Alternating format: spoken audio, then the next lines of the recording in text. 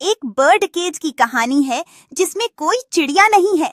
यह bird cage एक सुंदर बाग में लटक रहा है जहां धूप पेड़ों की पत्तियों के बीच से छनकर गिरती है।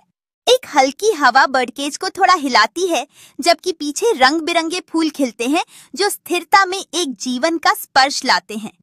एक छोटा बच्चा बर्ड केज के पास आता है, उसमें चिड़िया नहीं होने के बारे में सोचते हुए आश्चर्य और जिज्ञासा से देखता है।